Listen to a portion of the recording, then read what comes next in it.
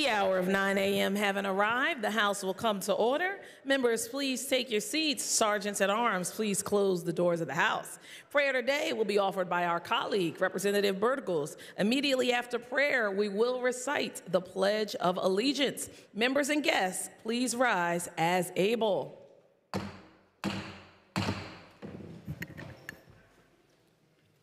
Thank you, Madam Speaker. Good morning, colleagues. Scripture teaches us that we're here on this earth for a small amount of time, and that we should leave it a little bit better than the way we found it. Let us pray. Señor Jesucristo, tú eres el verdadero Rey de la paz. Solo en ti se encuentra la libertad. Por favor, libera nuestro mundo del conflicto. Llevar unidad a las naciones en problemas. Deja de que tu gloriosa paz reine en cada corazón. Disipa toda oscuridad y maldad. Proteger la dignidad de cada vida humana. Reemplaza el odio con tu amor. Da sabiduría a los líderes mundiales. Libéralos de la ambición egoísta. Eliminar toda violencia y guerra. Gloriosa Virgen María, San Miguel Arcángel, cada ángel y santo, por favor, oren por la paz. Oren por la unidad entre las naciones. Oren por la unidad entre todas las personas. Oren por los más vulnerables. Oren por los que sufren. Oren por los que temerosos. Oren por los más necesitados. Orad por todos nosotros. Jesús, Hijo de Dios, vivo, ten piedad de nosotros. Jesús, escucha nuestras oraciones. Jesús, en ti confío. Amén. A prayer for peace. Lord Jesus Christ, you are the true King of peace. In you alone is found freedom. Please free our world from conflict. Bring unity to troubled nations. Let your glorious peace reign in every heart. Dispel all darkness and evil. Protect the dignity of every human life. Replace hatred with your love. Give wisdom to the world leaders. Free them from selfish ambition. Eliminate all violence and war. Glorious Virgin Mary, Saint Michael, the Archangel, every angel and saint, please pray for peace. Pray for unity amongst nations. Pray for unity amongst all people. Pray for the most vulnerable. Pray for the most suffering. Pray for the more fearful. Pray for those most in need. Pray for us all. Jesus, Son of the living God, have mercy on us. Jesus, hear our prayers. Jesus, I trust in you. Amen.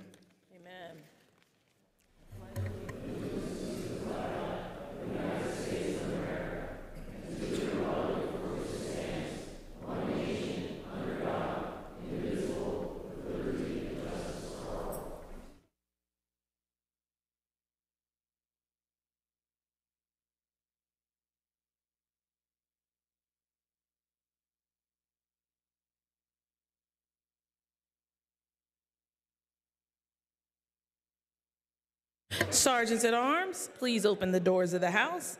Members and guests, please take your seats without objection. Approval of the Journal of Tuesday, July the 9th, 2024 will be postponed until printed. The chair is in receipt of extracts from the Journal of the Senate, which the clerk will now read. Clerk of the Senate being introduced, return bill from the House of Representatives, number and title as follows. House Bill 1466. With your information, the Senate has passed the same with amendment in which the concurrence of the House of Representatives is requested. Clerk of the Senate being introduced, return bill from the House of Representatives, number and title as follows. House Bill 1086 and House Bill 2182. With your information, the Senate has passed the same without amendment. Bills numbered and titles as follows. Having been prepared for presentation to the governor and the same being correct, the titles were publicly read as follows. House Bill 1086, House Bill 2182, Senate Bill 1002, Senate Bill 1003, Senate Bill 1004, Senate Bill 1005, Senate Bill 1006, Senate Bill 1007, Senate Bill 1008, Senate Bill 1010, Senate Bill 1236, whereupon the Speaker, in the presence of the House, signed the same. The chair is about to sign the following bills, which the clerk will now read. House Bill 1086, House Bill 2182, Senate Bill 1002, Senate Bill 1003, Senate Bill 1004, Senate Bill 1005, Senate Bill 1006, Senate Bill 1007, Senate Bill 1008, Senate Bill 1010, Senate Bill 1236.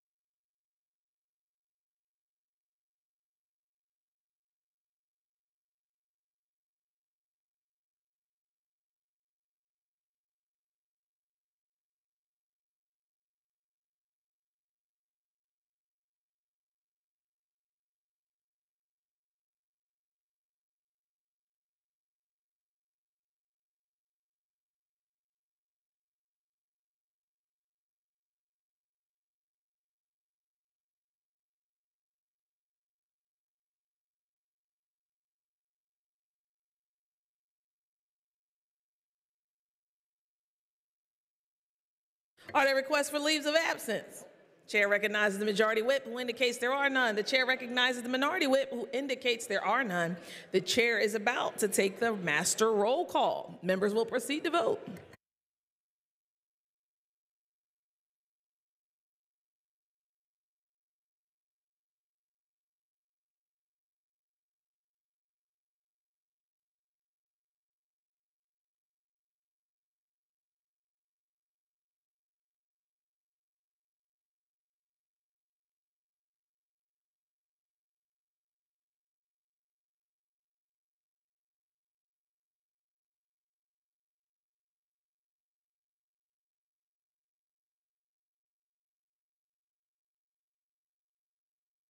Have all the members voted?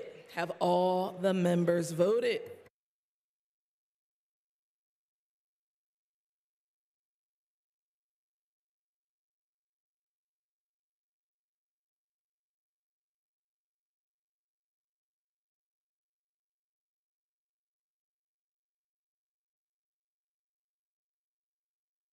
Clerk will record the vote. 202 members. Having voted on the master roll call, a quorum is present. The chair recognizes the majority caucus chair for a caucus announcement, Representative Schlossberg.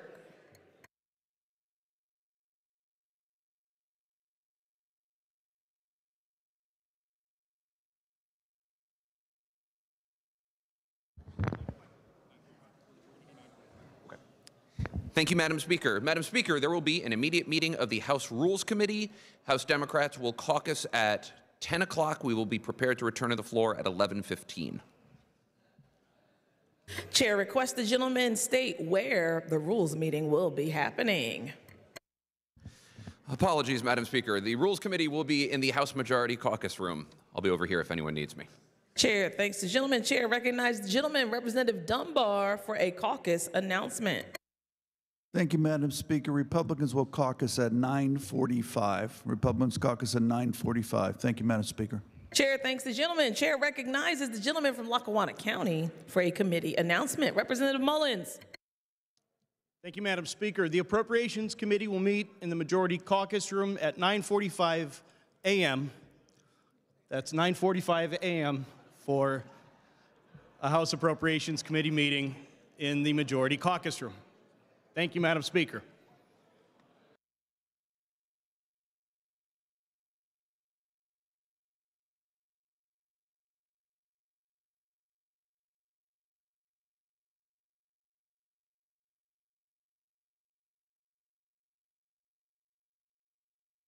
House stands in recess until 11:15 unless sooner recalled by the Speaker.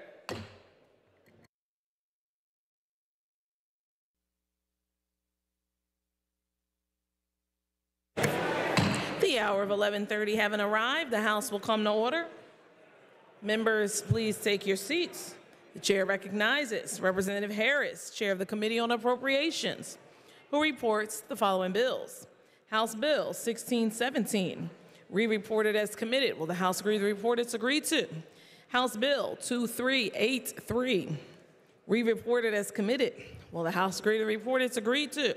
Senate Bill 209, re-reported as committed. Will the House agree to the report it's agreed to? Senate Bill 219, re-reported as committed. Will the House agree to the report it's agreed to? Senate Bill 1009, re-reported as amended. Will the House agree to the report it's agreed to? The chair recognizes Representative Bradford, Chair of the Committee on Rules, who reports the following bills. House Bill 481, re-reported as committed. Will the House agree to the report it's agreed to? House Bill 1293, re-reported as committed. Will the House agree to the report it's agreed to? House Bill 1466, re-reported as committed. House agreed to the report it's agreed to. The chair referred the following bills, which the clerk will now read.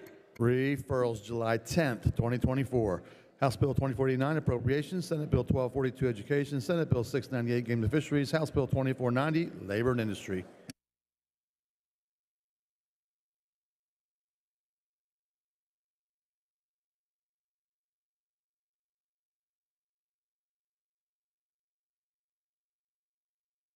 The chair recognizes Representative Bradford, the majority leader, who calls up House Bill 1293, printers number 1410 on page 1 of Supplemental Calendar A. Clerk will read a summary of the bill.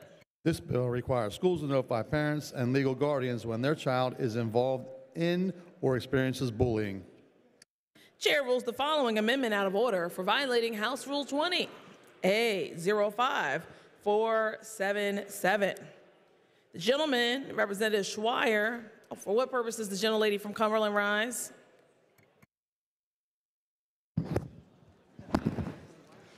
Madam Speaker, I'd like to oppose the ruling of the chair on that amendment.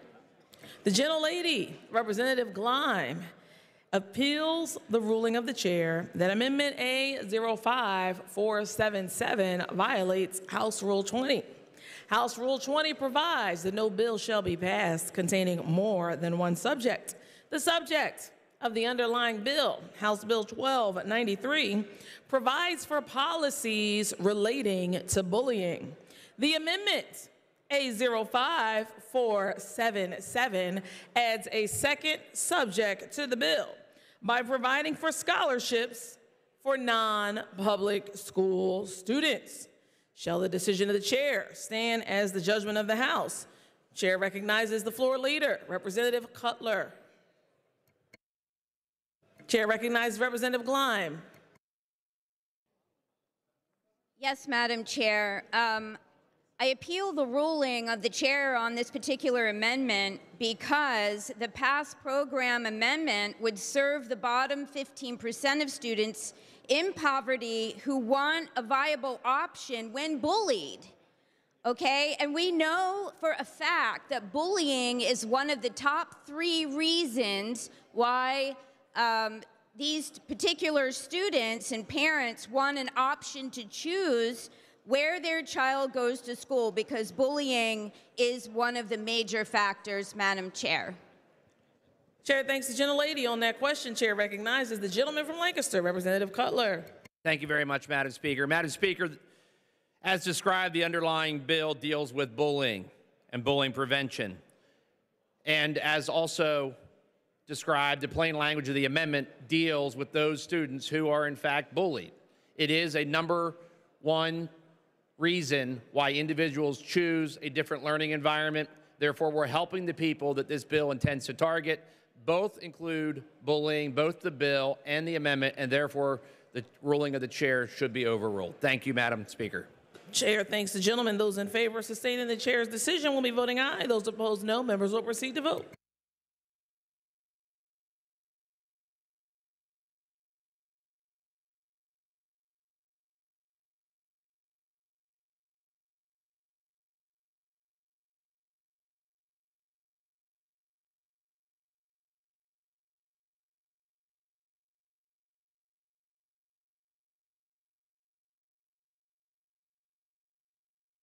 Have all the members voted? Have all the members voted?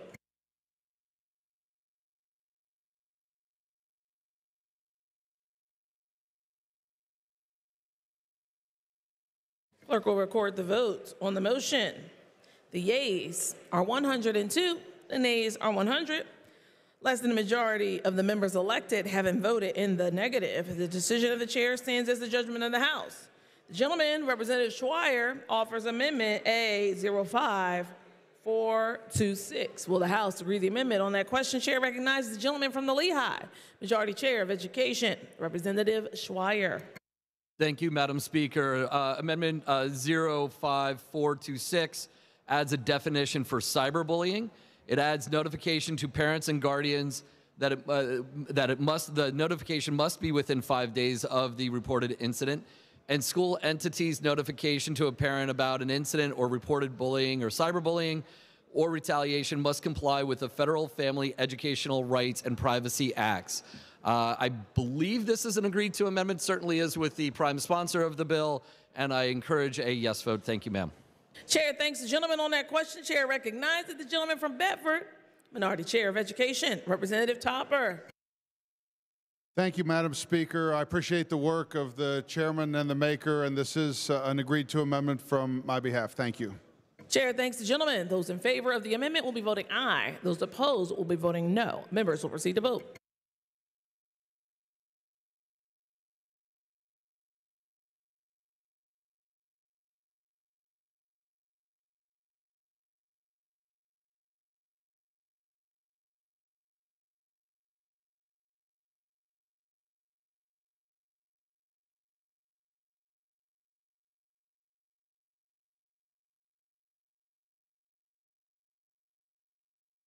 Have all the members voted? Have all the members voted?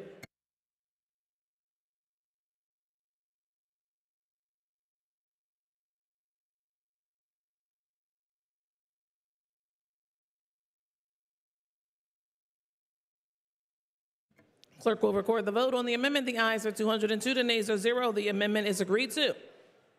Will the House agree to the bill? It's agreed to. The bill as amended will be reprinted. Colleagues, if I can have your attention, the House will come to order.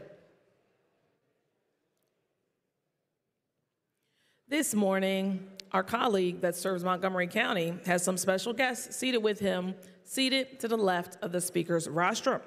This morning, Representative Cerisi has his legislative summer interns who've come all the way from the 146th Legislative District. We are excited to welcome Camille Murray and Isabella Yakunich. They are visiting the Capitol all day. Camille's a student at George Washington University, studying political communication and Arabic studies.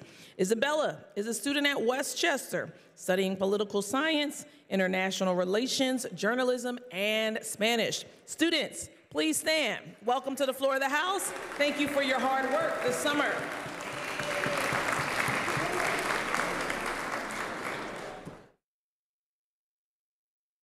Chair recognizes the Majority Leader who calls up House Bill 2092, printers number 3143 on page 2 of today's House calendar. Clerk will read a summary of the bill. This bill provides for automatic return of unclaimed property valued at $10,000 or less and makes changes to unclaimed property process. Will the House agree to the bill? Chair rules the following amendment out of order for violating House Rule 20, A05475. For what purpose does the gentlelady from Bradford stand?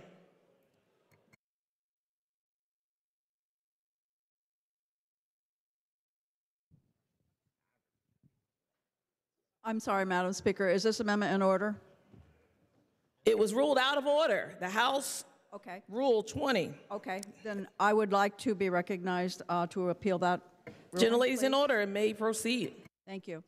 I would like to appeal the decision of the chair that amendment A05475 that amends this House Bill 2092 is out of order. It's okay to go ahead? The gentlelady will suspend. The gentlelady will be heard. Please take your conversations off of the floor of the House. Thank you, Madam Speaker. The underlying bill alters provisions relating to the handling of state funds, and my amendment is on that exact same topic. The gentlelady will suspend. The gentlelady, Representative Pickett, appeals the ruling of the chair that A05475 violates House Rule 20. House Rule 20 provides no bill shall be passed containing more than one subject. The subject of the underlying bill, House Bill 2092, provides for the unclaimed property program at the Department of Treasury. The amendment, A05475, adds a second subject to the bill by providing for reimbursements for local registrars for all costs incurred while carrying out their duties under the Vital Statistics Law of 1953. Shall the decision of the chair stand as the judgment of the House? For debate on that question, the chair recognizes Representative Pickett. Thank you, Madam Speaker. I would hold that since a fiscal code bill will be running in this chamber as part of the budget process, if this amendment is out of order, the entire budget implementation bill is out of order. And if the Department of Health is going to remain opposed to fixing this problem without a corresponding increase in the fee, then the least we can do is make sure their costs are reimbursed. The gentlelady will suspend. The question before the House is whether or not Amendment A05475 adds a second subject to the bill. The gentlelady has asked for a motion to appeal the chair's ruling that it does, in fact, add a second subject. The question before the members is whether or not to hold the chair's decision as the judgment of the House or appeal it. The comments are on the motion, not the underlying amendment. Thank you, Madam Speaker. I do ask for support for this amendment. Thank you. Chair recognizes Representative Cutler for argument on the motion. Thank you, Madam Chair. Madam Chair, I respectfully urge members to overrule the chair regarding this underlying amendment. I believe that the good lady has outlined why her amendment is in fact in order. We have a bill that deals with unclaimed property and governmental business.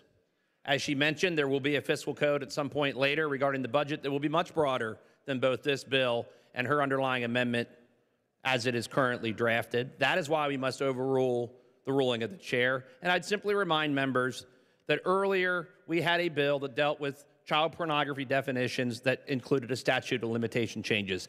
Certainly much broader than this. I'd urge overruling the motion of the chair, and let's have some consistency. Those in favor of sustaining the chair's decision will be voting aye. Those opposed will be voting no. Members will proceed to vote.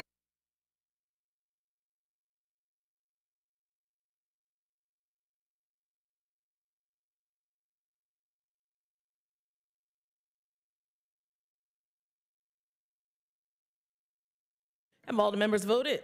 Have all the members voted?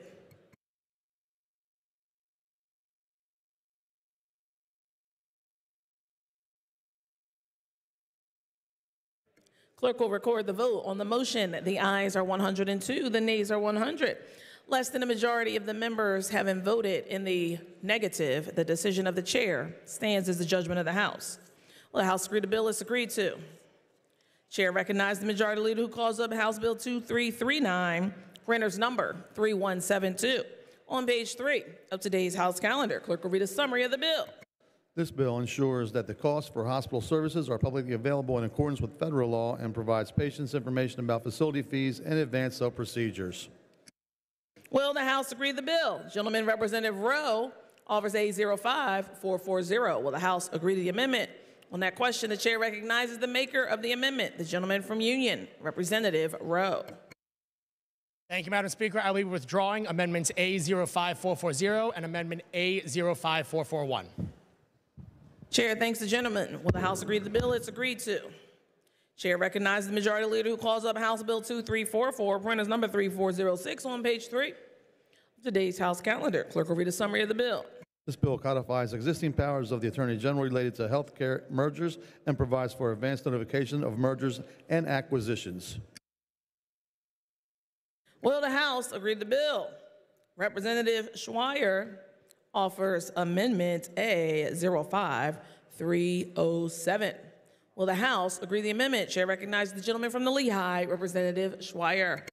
Thank you, Madam Speaker. This amendment is simply changes the start date to 180 days out. I'd like to thank the maker of the underlying legislation for her willing to cooperate with me on this, and I ask for an affirmative vote. Chair thanks the gentleman. On that question, chair recognizes the maker of the bill, gentlelady from Delaware County, Representative Borowski. Thank you, Madam Speaker. I would like to say this is an agreed to amendment and encourage my colleagues to vote in the affirmative. Chair thanks the gentlelady. Those in favor of the amendment will be voting aye. Those opposed will be voting no. Members will proceed to vote.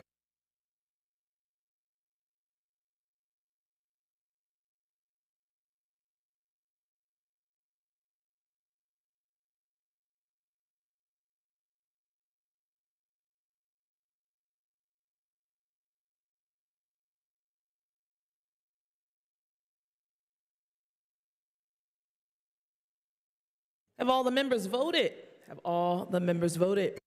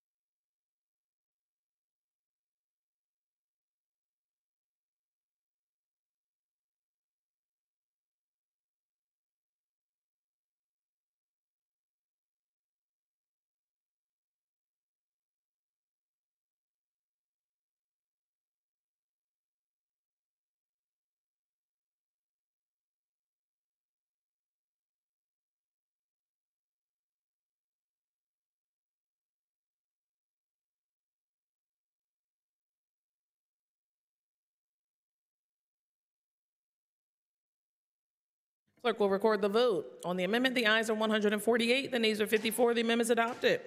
Representative Kiefer offers Amendment A05310. Will the House agree to the amendment? Chair recognizes the maker of the amendment, the gentlelady from York, Representative Kiefer. Thank you, Madam Speaker. My amendment simply removes the fine for this act, and I would ask all of my members to support it. Chair thanks the gentlelady. On that question, Chair recognizes the maker of the bill, gentlelady from Delaware County, Representative Borowski. Thank you, Madam Speaker. I'd like to thank the gentlelady for her amendment, and this is an agreed-to amendment, and I urge all my colleagues to vote yes. Thank you. Those in favor of the amendment will be voting aye. Those opposed will be voting no. Members will proceed to vote.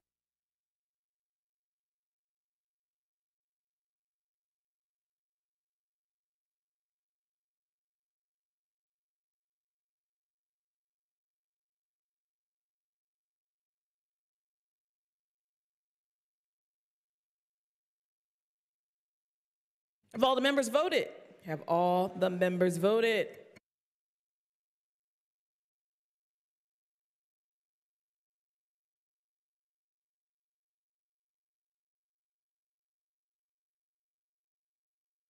Clerk will record the vote. On the amendment, the ayes are 202, the nays are 0. The amendment is agreed to. Representative Rowe offers A05314. Will the House agree to the amendment? Chair recognizes the maker of the amendment. Gentleman from Union, Representative Rowe. Thank you, Madam Speaker, and I want to thank the good gentlelady from Delaware County for her assistance in drafting this language. Amendment A05314 will simply provide that the cost for the third-party contracts must be split between the Attorney General's office and the entity that is acquiring the other entity. Additionally, the entity may petition the court for waiver of its fees for financial distress if good cause can be shown. However, it does provide an exemption if an entity does work against its own financial best interests. I would ask for an affirmative vote. Thank you, Madam Speaker. Chair thanks the gentleman. On that question, Chair recognizes the maker of the bill, Representative Borowski. Thank you, Madam Speaker. I'd like to thank my colleague, Representative Rowe, for his work on this amendment. This is an agreed-to amendment and urge my colleagues to vote in the affirmative. Thank you. Chair thanks the gentlelady. Those in favor of the amendment will vote aye. Those opposed, no. Members will proceed to vote.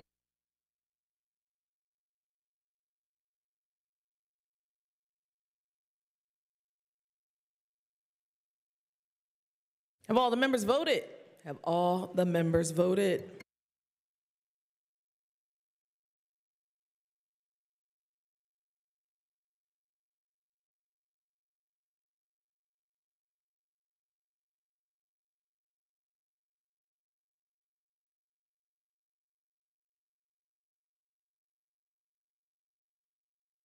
Clerk will record the vote. On the amendment, the ayes are 201, the nays are 1. The amendment's agreed to. Representative Rowe also offers A05435. Will the House agree to the amendment? Chair recognizes Representative Rowe. Gentleman withdraw. Chair thanks the gentleman. Representative Schlossberg offers A05495. Will the House agree to the amendment? Chair recognizes the maker of the amendment. Gentleman from the Lehigh, Representative Schlossberg. Thank you, Madam Speaker. Madam Speaker, this amendment simply increases the threshold that will trigger the review from $10 million to $25 million. It is an agreed-to amendment with the prime sponsor, and I do ask for an affirmative vote. Chair thanks the gentleman. Chair recognizes Representative Borowski, maker of the bill. Thank you, Madam Speaker. Thank you to my colleague, Representative Schlossberg, for his work on this. This is an agreed-to amendment, and I urge my colleagues to support it. Thank you.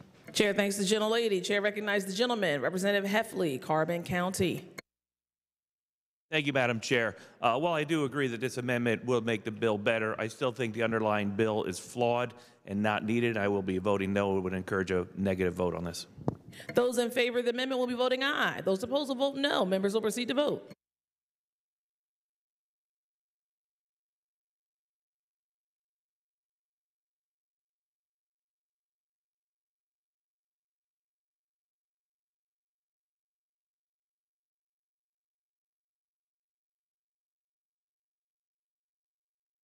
Have all the members voted?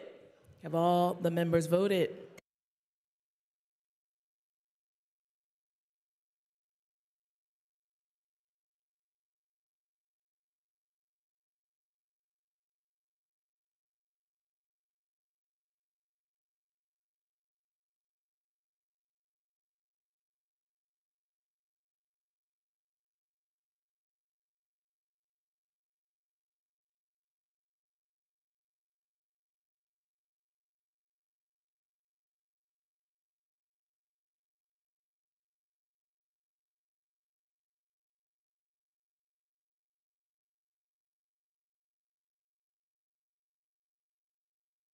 Clerk will record the vote. On the amendment, the ayes are 150, nays are 52. Amendment's agreed to. For what purpose does the gentleman from Allegheny County rise? Majority Whip, Representative Miller. Thank you, Madam Speaker. Madam Speaker, I rise to make a motion. The gentleman is in order and may proceed. Thank you, Madam Speaker. I rise to make a motion that all remaining amendments to House Bill 2344 be tabled pursuant to Rule 59. The gentleman, Representative Miller, moves that all remaining amendments be laid on the table. On that question, members are reminded that the motion to lay on the table is only debatable by the leaders, maker of the motion, the maker of the amendments under consideration, prime sponsor of the bill. On the motion, Chair recognizes Representative Bonner, Mercer County.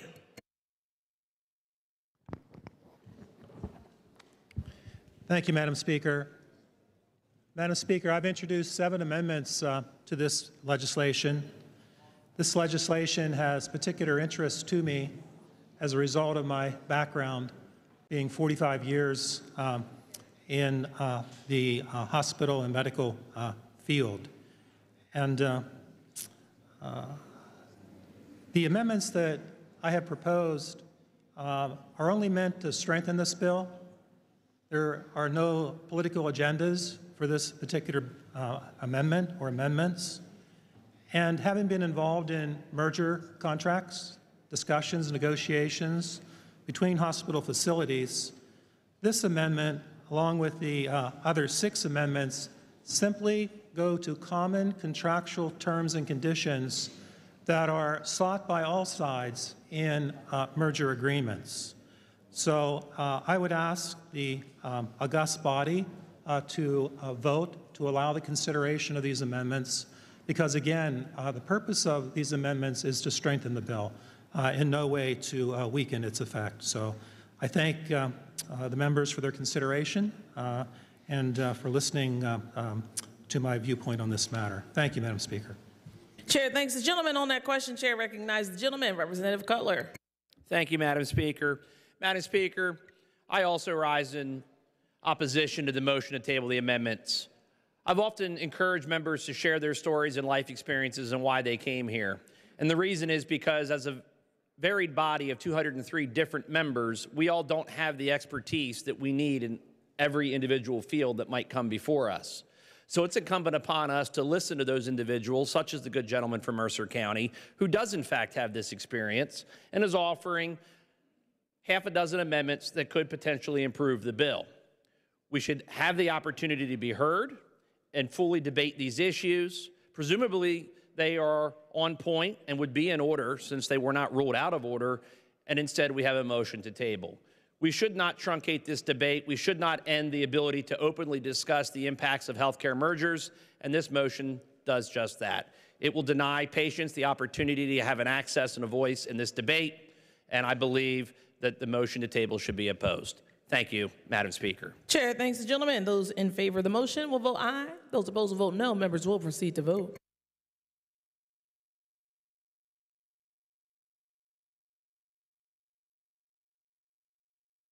Have all the members voted? Have all the members voted?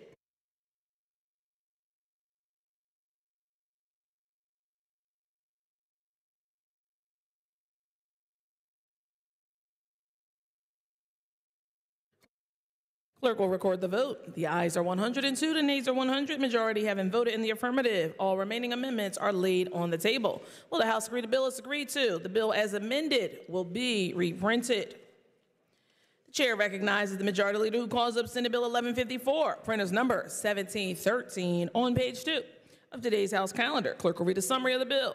This bill establishes the Performance-Based Funding Council to develop a new performance-based funding system for Penn State, Pitt, and Temple.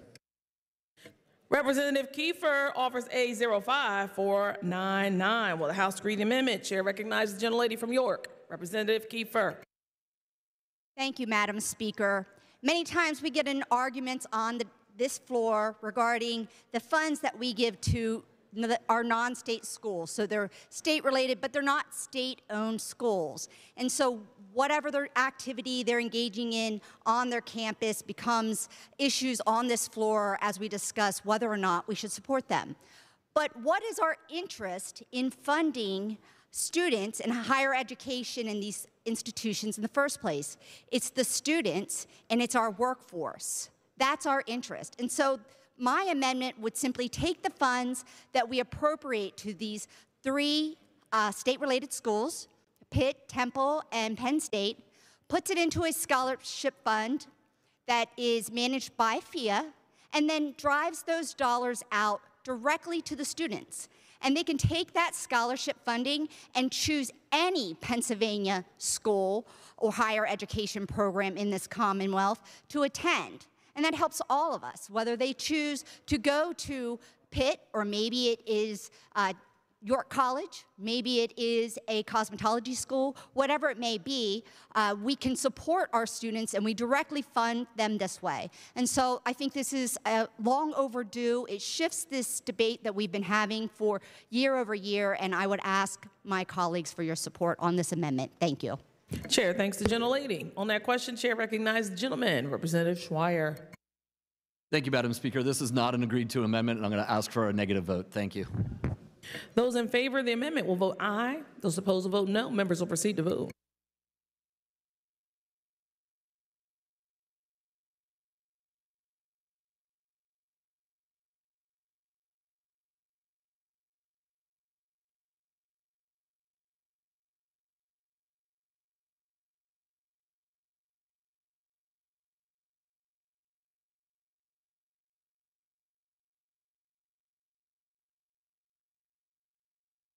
Have all the members voted? Have all the members voted?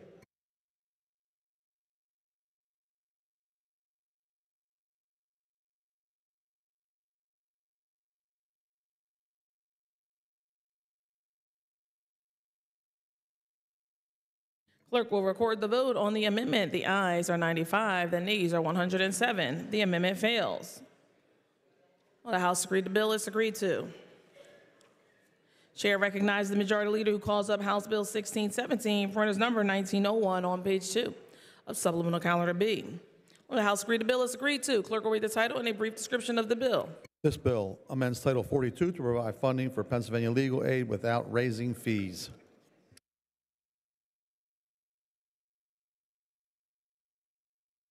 What purpose does the gentlelady from Fayette rise? Representative Krupa.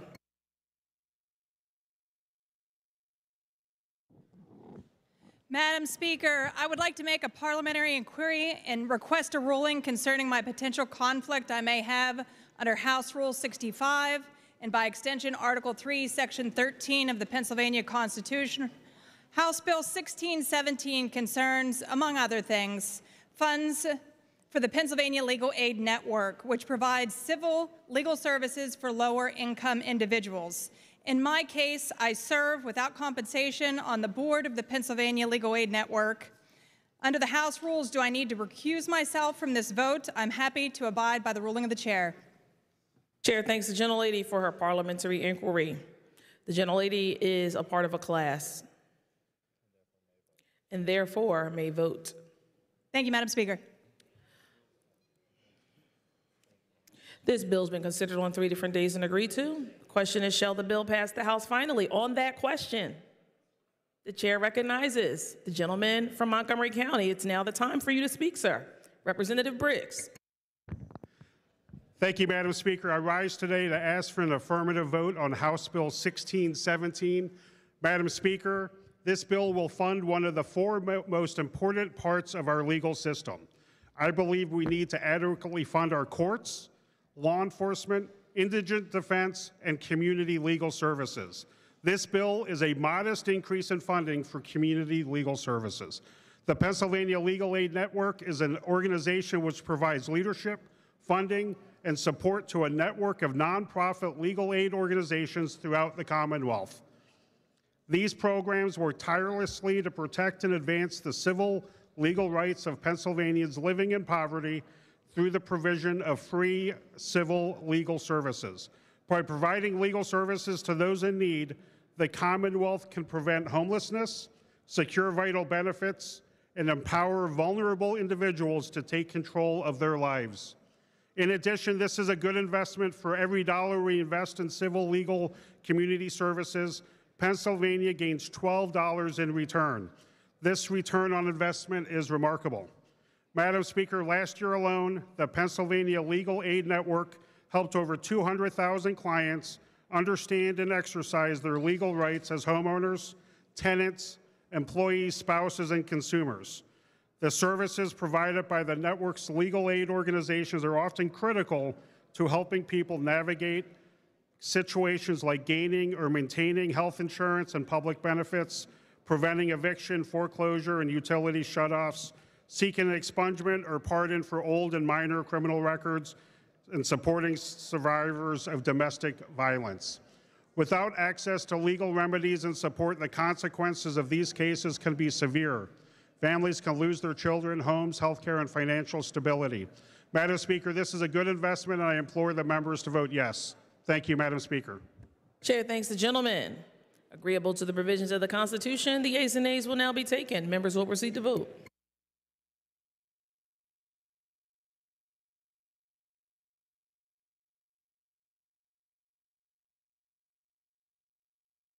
Have all the members voted? Have all the members voted?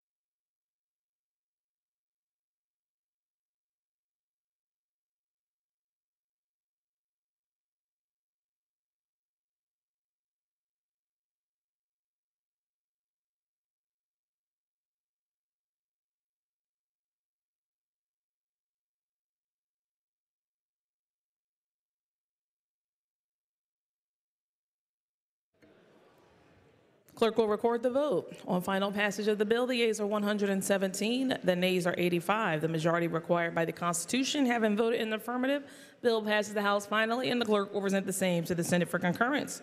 Chair recognizes the Majority Leader who calls up House Bill 2383, printer's number 3494 on page 2.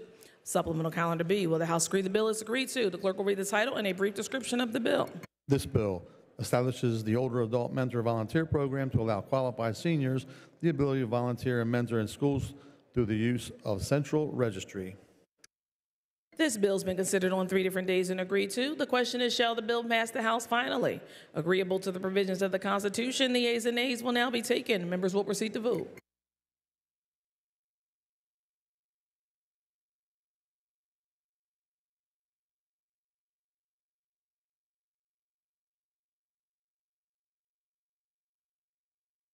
Have all the members voted?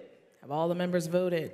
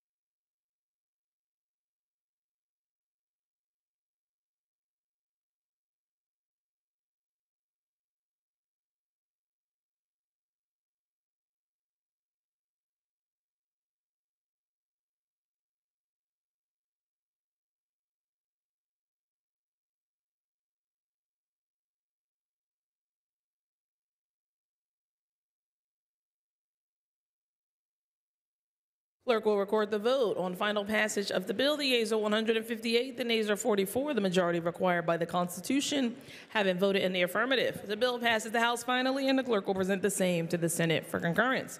The chair recognizes the majority leader who calls up Senate Bill 219. Print is number 0188 on page 3 of Supplemental Calendar B. The House agree the bill is agreed to. Clerk will read the title and a brief description of the bill.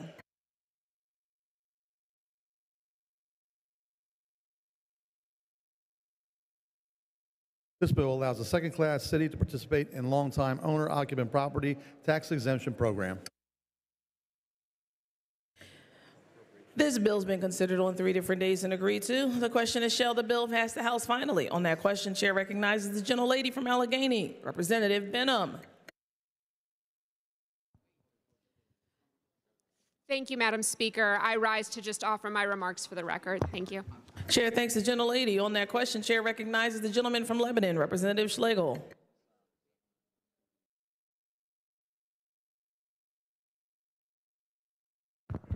Thank you, Madam Speaker. Now, I appreciate the value of Senate Bill 219 to the people living in the counties of the first and second class.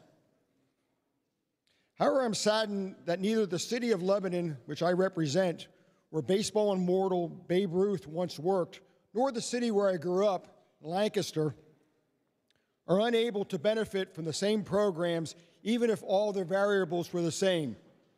Nevertheless, I wish the counties of the first and second class the best as they look to revitalize their communities. Perhaps there'll be an opportunity when Lebanon City can also benefit from this type of property tax program. Thank you, Madam Speaker. Chair thanks the gentleman. Chair recognizes the gentleman from Carbon, Representative Heffley. Thank you, Madam Speaker. And I guess I got to commend the prime sponsor of this Senate bill and folks from the city of Pittsburgh, because they're doing what no other town or municipality in the state of Pennsylvania is going to get the opportunity to do, and that is provide property tax relief to long-term homeowners.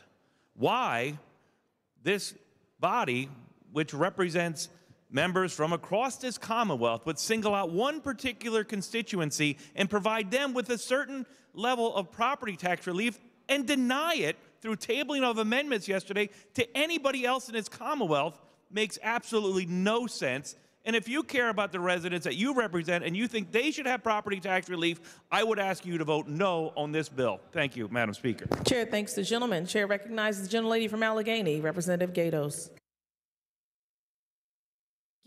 Thank you, Madam Speaker. I rise to express my opposition to Senate Bill 219. This bill, if passed, poses a significant threat to the financial stability of our senior citizens and longtime residents of suburban Allegheny County. Yesterday, House Democrats voted to table all amendments that would make this bill fairer for all Allegheny County residents. But guess what? A leadership member of the House Democrat Party whose district is in the city of Philadelphia, or Pittsburgh, in the city of Pittsburgh, disallowed any amendments to give a tax break to those who live in the neighboring communities. Isn't that convenient? This action effectively silences the voices of those who would be most impacted by property taxes.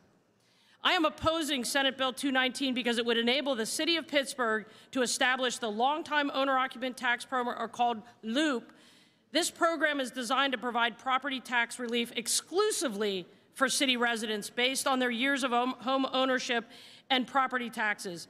But while this may sound beneficial on the surface, it fails to offer necessary protection for seniors residing in the surrounding suburbs.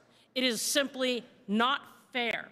If this bill becomes law without the proposed amendments that were shot down yesterday, it would allow the city of Pittsburgh to defer or exempt property tax increases for its occupants. However, with the city of Pittsburgh facing significant financial deficits, this will inevitably lead to a burden shift. Seniors in suburban areas will see their property taxes skyrocket to compensate for the tax breaks given only to city residents. This, Madam Speaker, is not only unfair, but it is absolutely unconstitutional. Voters are sick and tired of this nonsense, the weaponization of government using legislation as a political tool. The bill was originally sponsored by a former House member who is now the Allegheny County executive. We voted down this legislation at that time, citing what we have said just previously here in my remarks. Madam Speaker, I took an oath of office and made a commitment to safeguarding the interests of Allegheny County residents.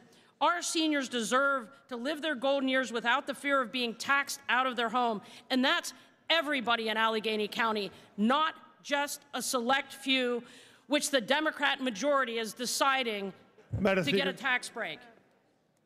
The gentlelady will suspend. For what purpose does the gentleman from Allegheny rise? Madam Speaker, I believe that the Speaker is getting dangerously close to impugning the characters of not just a single member, but the entire member by bringing up the partisanship of the majority caucus in her attacks against a bill that is designed, obviously, to help taxpayers. So we would just ask that the Speaker be reminded to be sure that her comments do not impugn our character or the character of the Senate leader or the Senate majority who voted for the bill.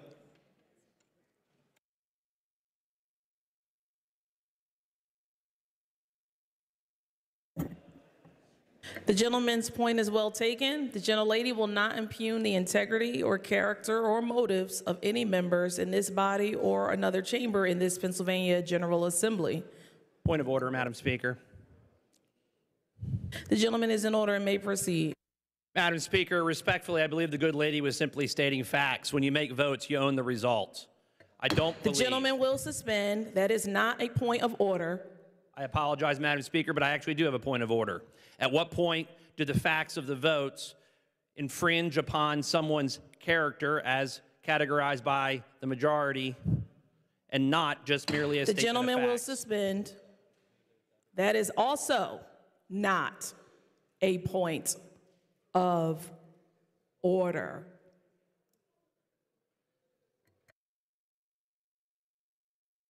On the question, the gentlelady may proceed. Representative Gatos. Madam Speaker, I took an oath of office to treat all taxpayers fairly. Tax relief should be given and provided to all Allegheny County seniors, not just to those who live in the city of Pittsburgh. This is just common sense, and it's constitutional. We voted down this legislation before, and therefore, I will be a very strong no, and I urge a no vote to Senate Bill 219. Thank you, Madam Speaker. Chair thanks the gentlelady. On that question, Chair recognizes the gentleman from Chester, Representative Williams.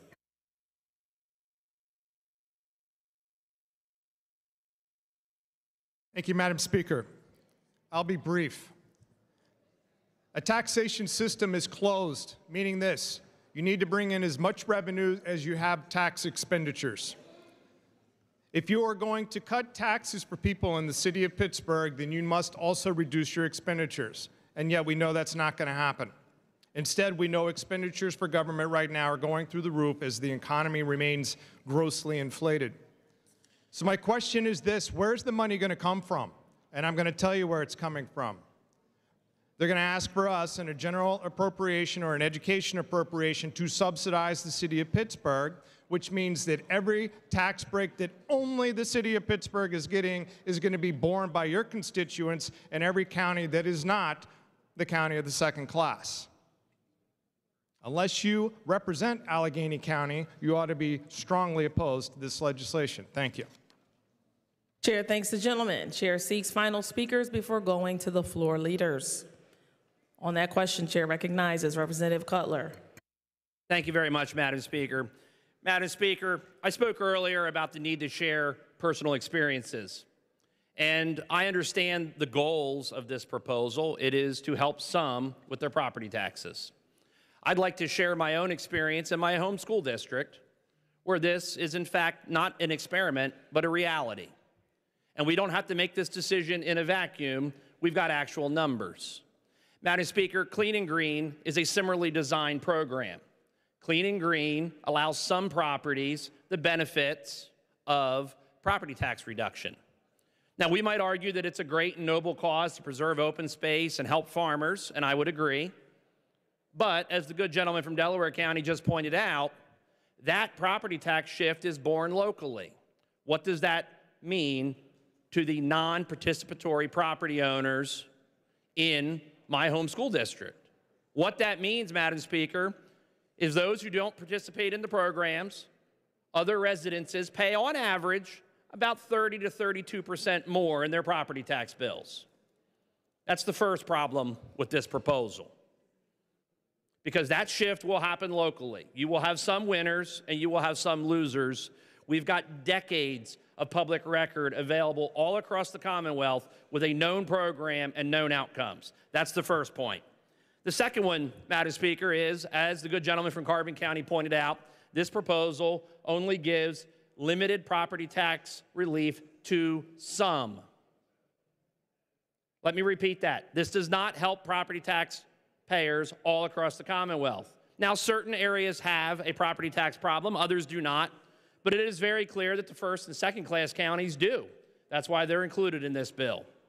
Could it be because of their higher crime rates that their property values are lower, because the police were defunded? That's a possibility.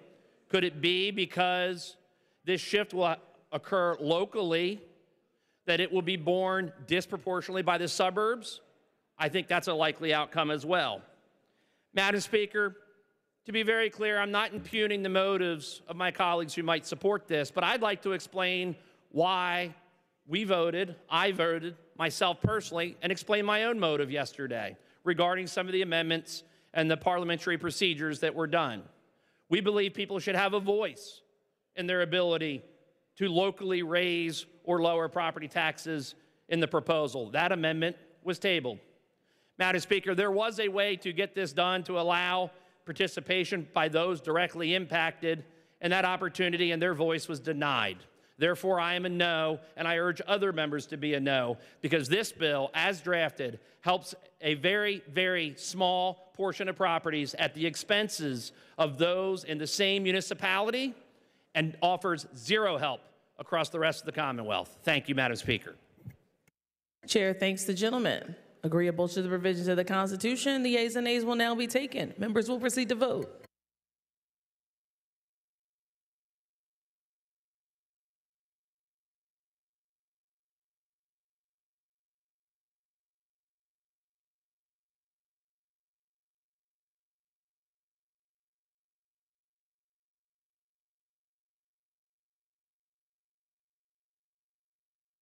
Have all the members voted? Have all the members voted?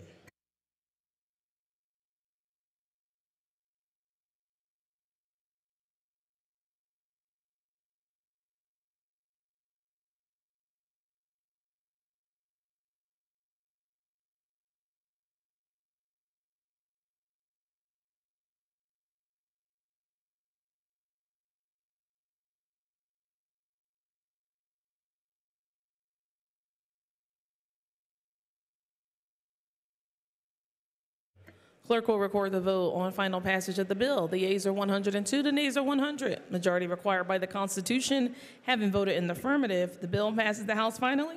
The clerk will return the same information to the Senate that the House has passed the bill without amendment.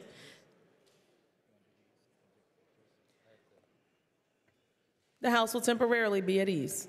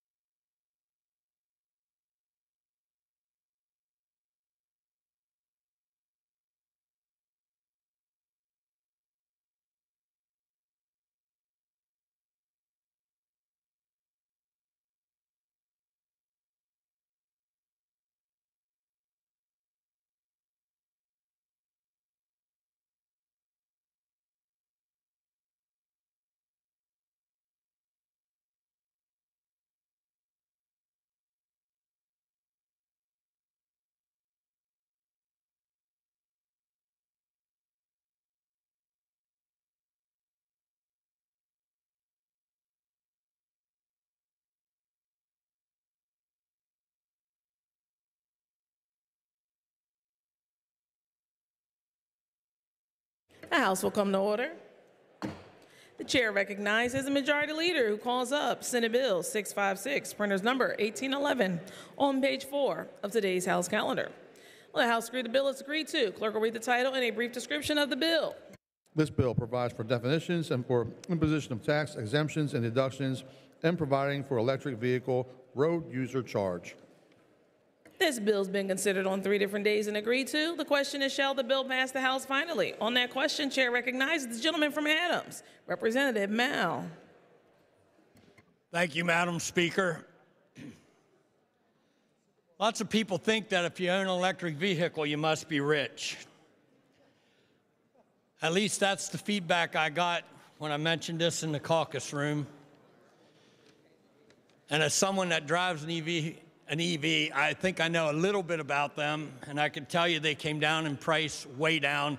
The average person can buy one. You can buy a brand new Nissan right now for about $28,000, and there's plenty of used EVs on the market for under $20,000.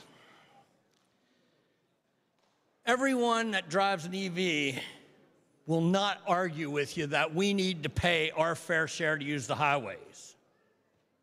There's no argument there. How we do it is where I differ on this bill.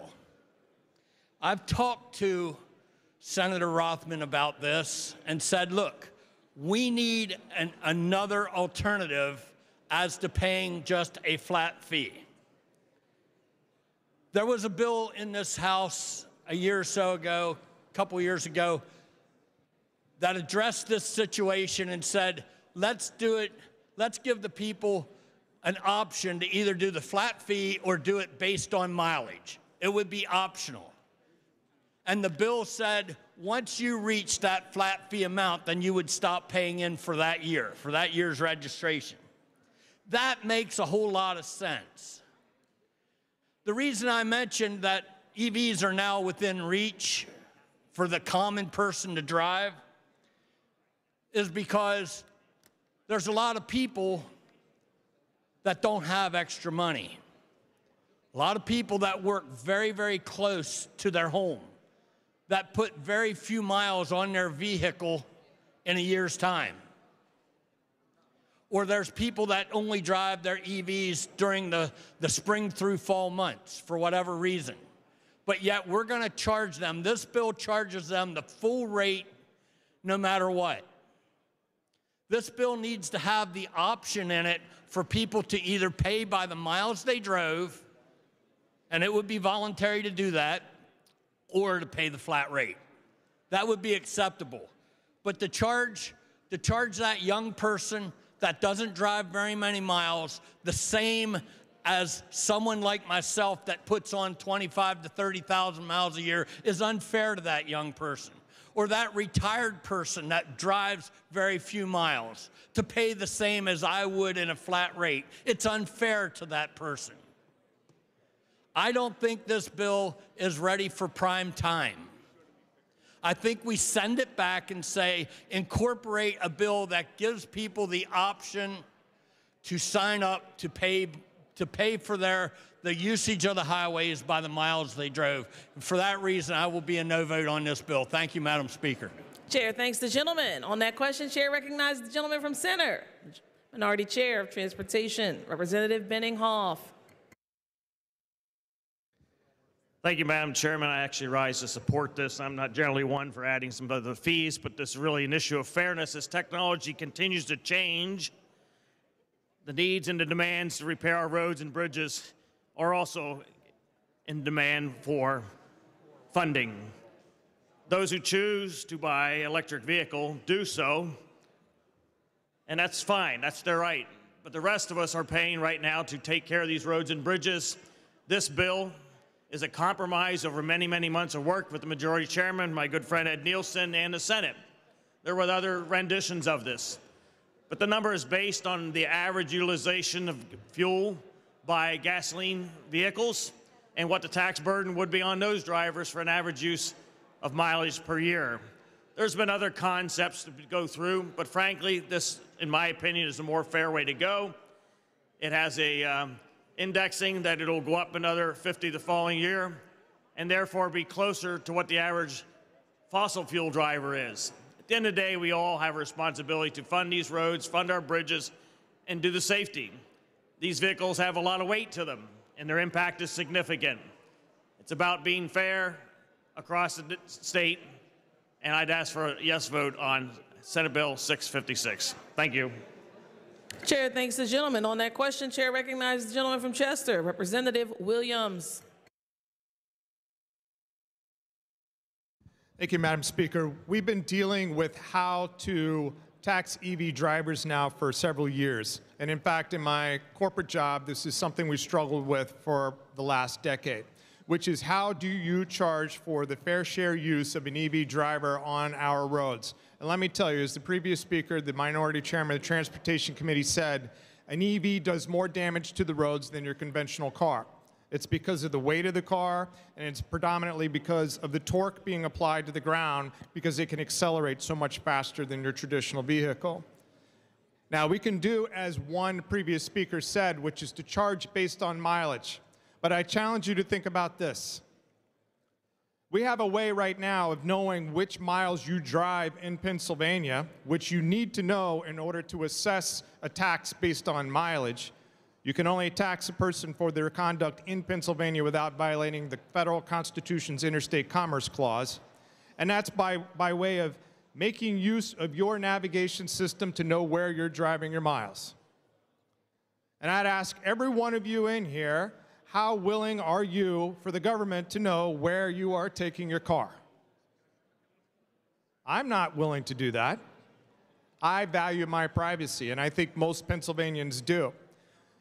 There are a lot of things that are still faulty with this bill, but it is the best solution we've had now in 3 or 4 years about making electric vehicles pay their fair share of our infrastructure, which right now is grossly deflated while the rest of us subsidize their use of our roads. I encourage you to vote yes on Senate Bill 656. Thank you, Madam Speaker. Chair thanks the gentleman. On that question, Chair recognizes the gentleman from Delaware County, Representative Vitale, Majority Chair of Environmental Resources and Energy.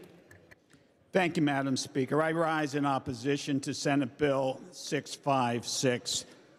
Mr. Speaker, Madam Speaker, this user fee, which would rise to $250 in 2026, would make Pennsylvania the second most high fee in the country. Madam Speaker, we should be encouraging the use of EV vehicles, not discouraging it. Madam Speaker, EV users, many of them, pay a premium for their vehicles because they want to do the right thing as far as the environment goes. They are concerned with climate change. They are concerned with air pollution. They are concerned with our dependency on foreign oil. Madam Speaker, climate change is the most serious long-term threat to this planet, and we're not going to get to carbon neutrality, as scientists tell us we must, unless, among other things, we dramatically increase the use of EV vehicles. This bill takes us in the exact opposite direction. The average conventional gas-powered vehicle puts 4,000 pounds of CO2 into the atmosphere each year. One way that EV users do their share by purchasing an EV vehicle is they avoid this societal cost of carbon. They save society the penalty of having to deal with that extra CO2 in the air. EV vehicles also pay their share because they do not emit fine particulate matter as conventional vehicles do, which has been associated with cardiovascular and other health problems. EV vehicles pay their share because they reduce our dependence on foreign oil. You know, there's a military cost associated with having our troops in the Middle East guarding our supply of oil. EV vehicles pay their share by reducing our dependence on foreign oil. This is not a solution to our transportation budget. PennDOT's budget is $8.5 billion a year, and revenues with regard to this bill would be in year two, $20 million. $20 million compared to a $8.5 billion transportation budget.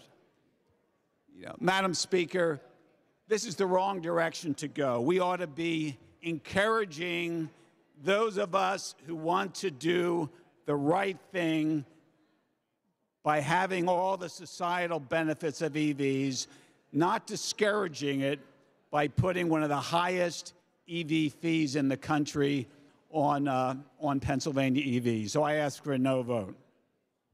Chair thanks the gentleman. On that question, Chair recognizes the gentleman from Carbon, Representative Heffley. Madam Speaker, and if the good gentleman from Delaware County wants to reduce the dependence on foreign oil, I think we should drill oil right here. We have it. But aside from that, this isn't an increase tax on these vehicles. This is a tax that should already be being remitted through the alternatives fuel tax. The problem is there's not always a way to collect that if somebody's charging at their home or a private residence, because Pennsylvania already taxes electric vehicles through the alternative energy tax, and already is supposed to be being remitted, but it's not. So this is a way to capture those dollars. Actually, I would say when I drive my my 2019 Ram Rebel, I am paying a lot more than what folks that are driving an electric vehicle. Electric vehicles are heavier. They do have a greater impact on the roads. They also have greater torque. Driving one is phenomenal. I'm not opposed to electric vehicles, but I do think that if we're going to fund our highways this way, we certainly don't want to go to a per mile tax. That would be really intrusive to anybody that owns an electric vehicle. So I would say on this proposal, I am going to be supportive of it because it's not a tax increase. This is just collecting taxes that already should be remitted. Thank you, Madam Speaker. Chair thanks the gentleman. On that question, Chair recognizes the gentleman from Schuylkill, Representative Barton. Madam Speaker, I rise in support of Senate Bill 656. And Madam Speaker, I think it's important that we do some math, right? If we talk about what this fee does, do we know what we're paying in taxes here? Everybody's paying every gallon of gas you buy in the Commonwealth, you're paying 76 cents a gallon. Every gallon of diesel fuel, you're paying 98.5 cents. That's all in tax what you're paying. Do the math. You know how many miles you drive. You know your miles per gallon.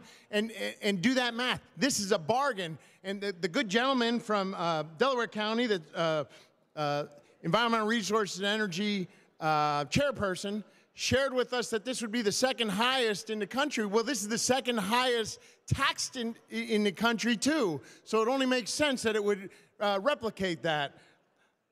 Madam Speaker, our roads here in Pennsylvania don't have feelings. Our roads here in the Commonwealth don't care what fuels the vehicles that are tearing them apart. So therefore, I support this. This is a bargain. This is a great start, and I encourage all my colleagues to support this as well. Thank you, Madam Speaker. Chair thanks the gentleman. On that question, Chair goes to the Majority Chair of Transportation, the gentleman from Philadelphia, Representative Nielsen. Thank you, Madam Speaker. Today, I rise in support of Senate Bill 656, a product of a long road, no pun intended. We've been trying to get a fair EV fee for years around this Capitol. 4 caucuses, 2 parties came together and worked for the last 8 months to come up with a fair, equitable way to not only solve some of our environmental issues that the gentleman from Delaware County pointed out, but also about fairness. Environmental, we have groups like Penn Future, Conservative Voters of PA, the Alliance of Automotive Innovation, and I mean the list goes on of those supporting. And we heard from all the previous comments in this chamber. Both sides of the aisle are in support of doing this. A lot of people are calling it a tax that is not.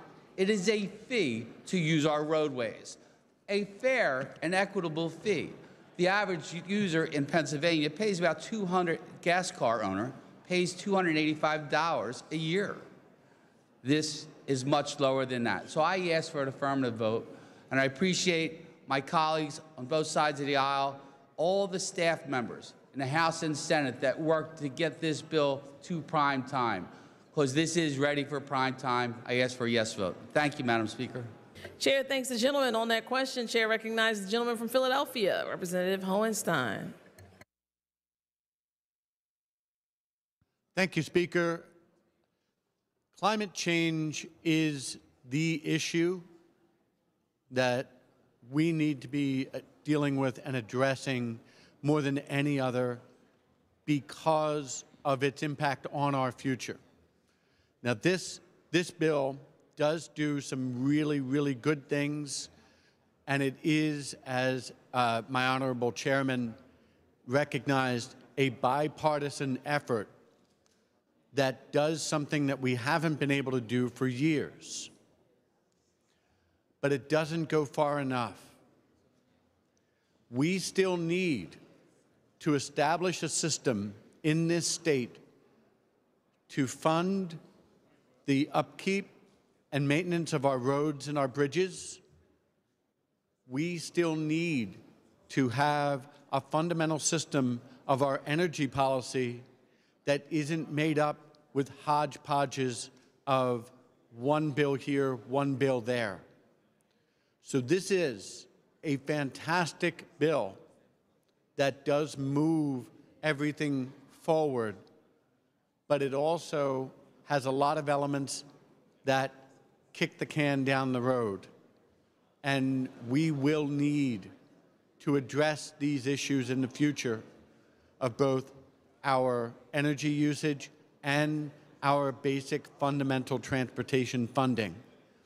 And this is one element of it, but it is not where we end. Thank you, Speaker. Chair thanks the gentleman. On that question, Chair recognizes the gentleman from Lancaster, Representative Sturla, the Majority Chair of Housing and Community Development. The name. Thank you, Madam Speaker. Madam Speaker, I'm going to support this bill today, but I have heard a lot of rhetoric on the floor today, and I just want members to sort of reflect on some of what they've said as we move forward, not with this bill, but beyond this bill. I heard that we need to be concerned about torque and weight, and I'm waiting for the bill to be introduced that says that a Maserati pays a higher fee than a Ford Pinto because the torque on it is obviously much, much better on the Maserati than the Pinto. And my 58 Packard should weigh, it probably weighs more than the Pinto, and so that one should pay a higher fee also. We also heard about we don't want to be tracked. Well, if you're buying insurance in Pennsylvania, the chances are, and I would imagine a majority of Pennsylvanians, their insurance company says if you actually let yourself be tracked, they'll give you a discount. And I think a lot of Pennsylvanians are taking advantage of that and being tracked, not only where they drive, but how they drive and what speed they drive and whether they hit their brakes and all sorts of fun things like that. So that's coming at you whether you want it or not. Otherwise, you won't be able to afford car insurance. In terms of people paying their fair share, we still take, I believe it's down to now $250 million, although we now take it out of the general fund budget instead.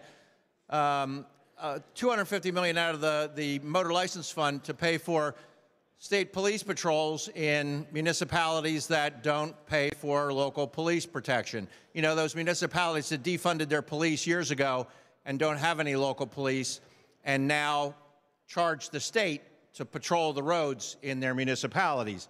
And so they get free police protection on their roads while the rest of us pay for our police protection.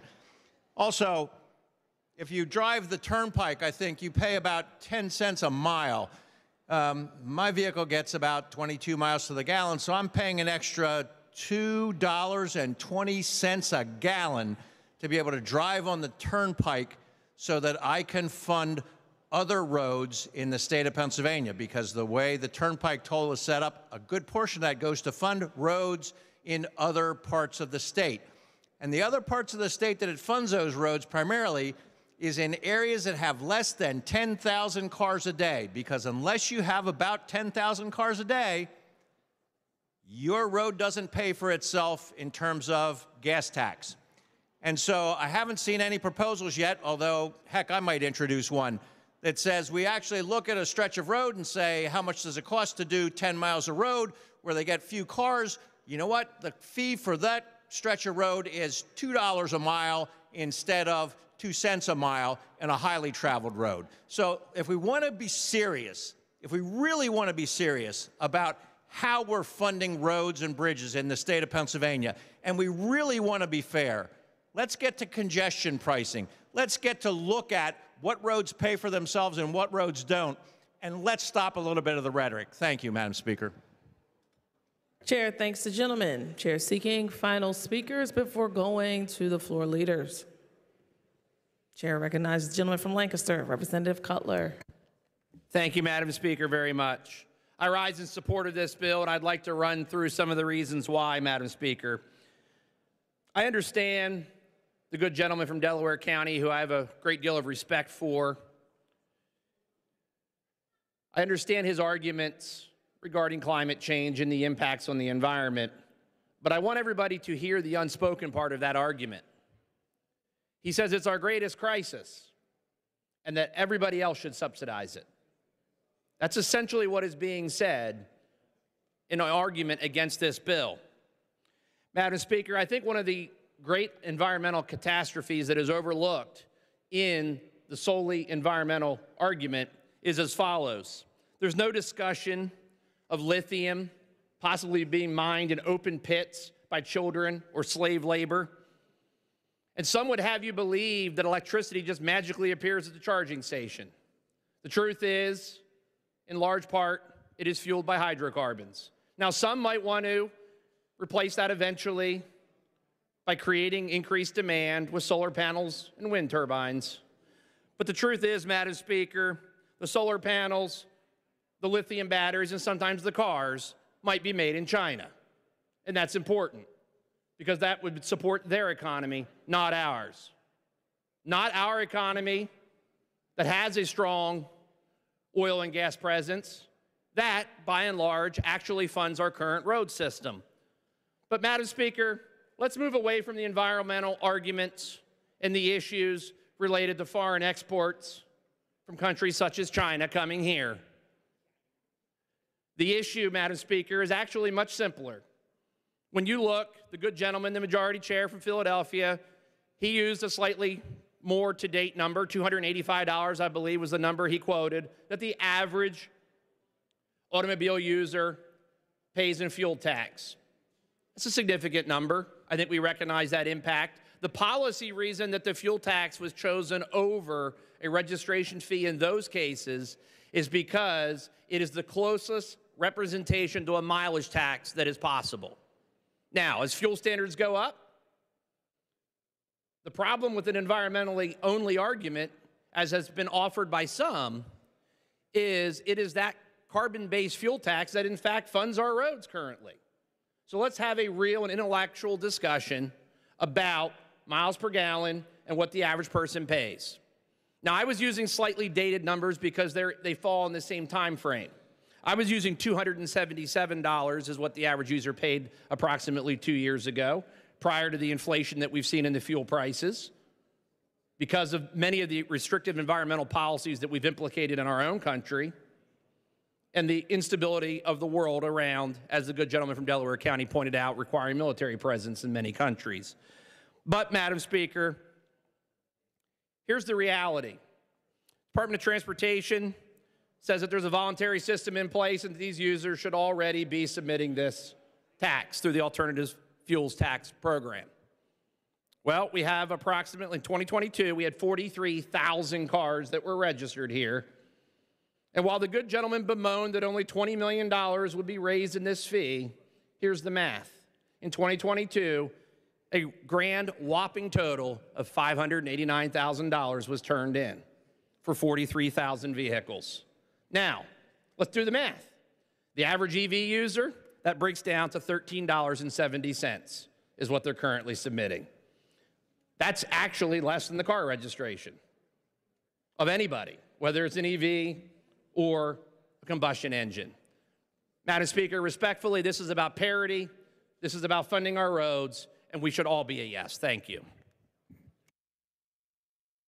Chair thanks the gentleman. Agreeable to the provisions of the Constitution, the yeas and nays will now be taken. Members will proceed to vote.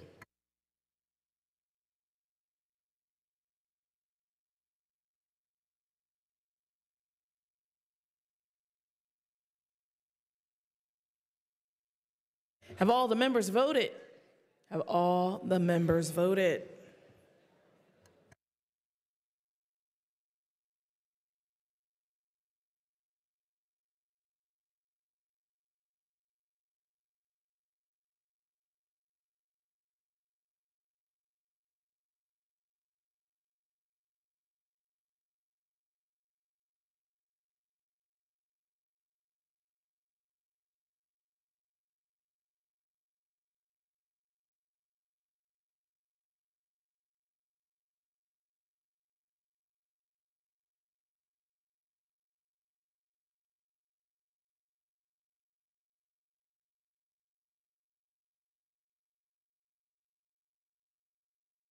Clerk will record the vote on final.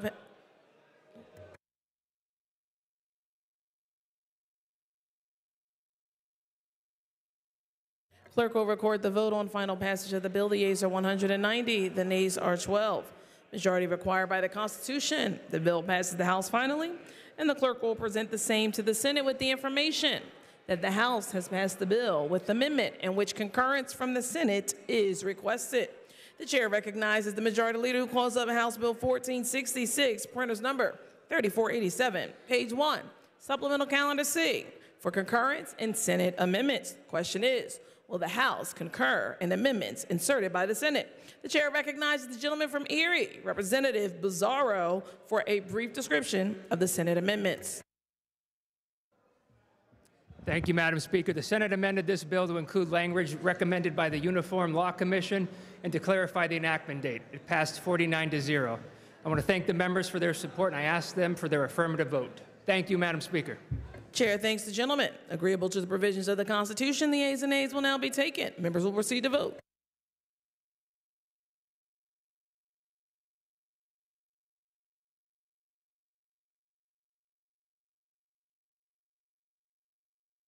Have all the members voted? Have all the members voted?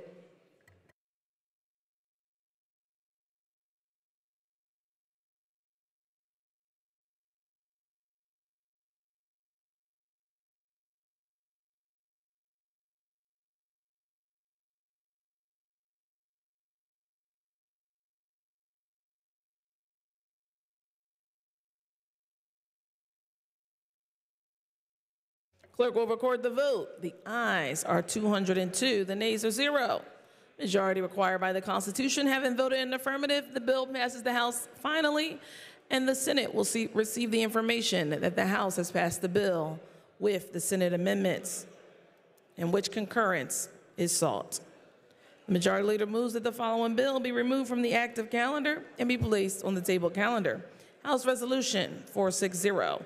Majority leader moves that the following bills be removed from the table calendar and be placed on the active calendar. House Resolution 411, House Resolution 460. The majority leader moves that the following bills be recommitted to the Committee on Appropriations. House Bill 1293, House Bill 2092, House Bill 2339, House Bill 2344, Senate Bill 1154.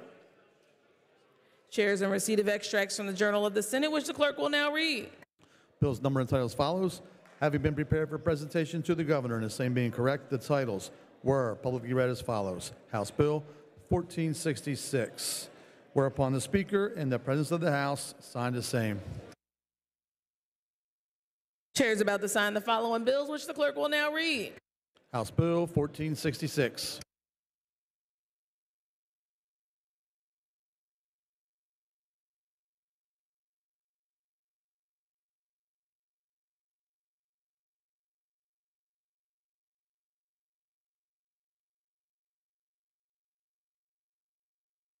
House stands in recess until 5 o'clock unless sooner recalled by the Speaker.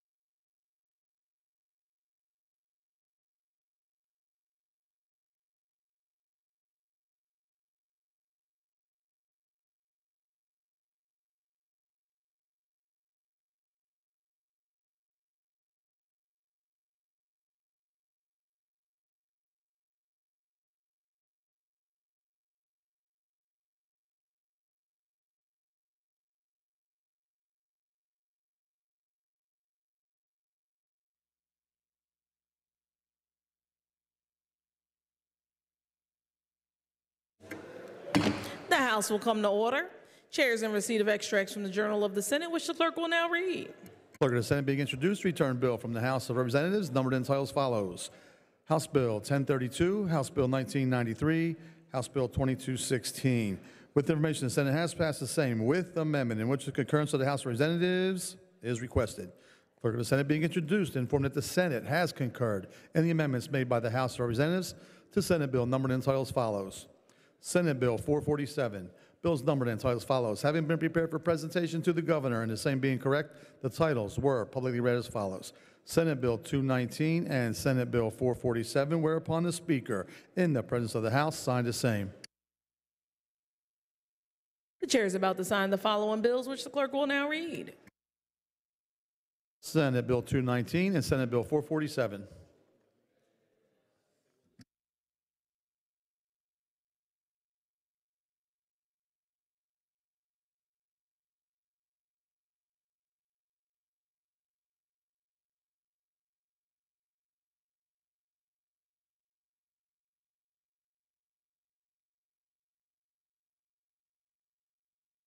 For the information of the members, there will be no further votes. The chair is in receipt of a motion from the gentleman from Dauphin, Representative Fleming, that the House now adjourn until Thursday, July 11, 2024 at 10 a.m. unless sooner recalled by the Speaker. Questions on the motion? Those in favor say aye. Those opposed, no. The ayes have it, and the House stands adjourned until Thursday, July 11, 2024 at 10 a.m. unless sooner recalled by the Speaker.